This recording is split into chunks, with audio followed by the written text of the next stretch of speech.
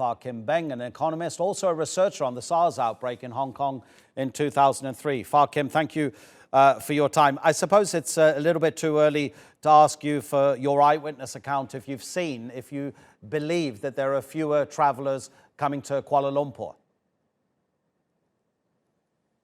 Well, the number of people traveling to Kuala Lumpur will definitely be getting less and less as the intensity of the coronavirus outbreak increases in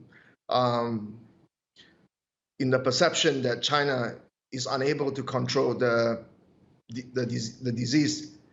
So, strictly speaking, from Kuala Lumpur, the numbers will definitely get less and less, but it will also affect the rest of the region, which is Southeast Asia. In fact, there is a statistics that the coronavirus will affect the regional economy, the growth of the regional economy by at least 1%. Southeast Asia grows by about 3% each year, but with the outbreak or the trigger of the coronavirus, the likelihood of that growth will have to be reduced by 1% at least from a base of 3%. If this thing becomes significantly worse, do you see the possibility of countries around the world, and obviously those who are closest to China, trying to stop Chinese citizens entering their territories? Definitely, because places such as Myanmar are already considering stopping their border trade with China. In fact, Financial Times was reporting yesterday that even Russia has tried to close its borders with China, and that's a very, very long border. So a lot of countries are taking various measures to try to counter the implication or the ramifications of the coronavirus. The numbers show that the coronavirus has a mortality rate of about 2%, going up to 3%. But as the number of infections go up, then the mortality rate will strike a fear in the minds and the psychology of many travelers and also government officials throughout the world. And that's when you will really have a serious impact.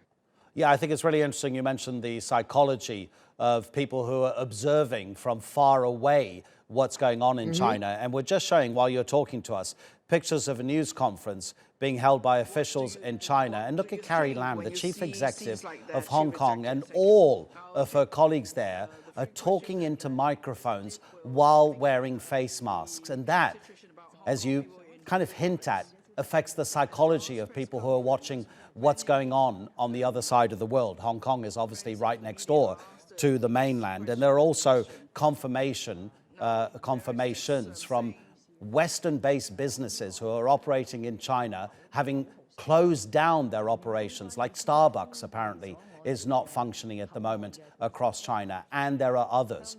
What more can China actually do to mitigate not only the spread of the virus, but, and it's not as important as human life, of course, but the longer-term economic impact of what's happening with the coronavirus?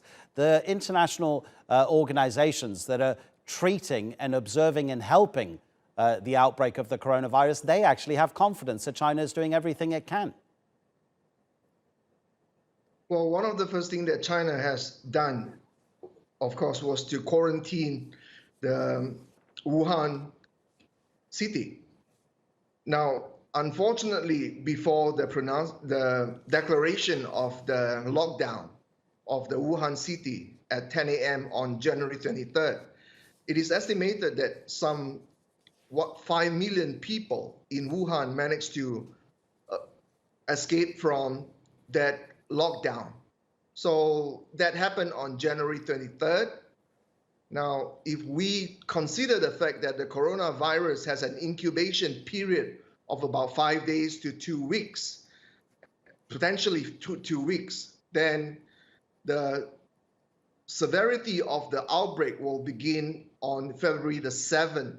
That's when we will truly know how serious is this crisis, because by then, by February 7th, the coronavirus would have spread throughout China and all the places that the the 5 million travelers went to.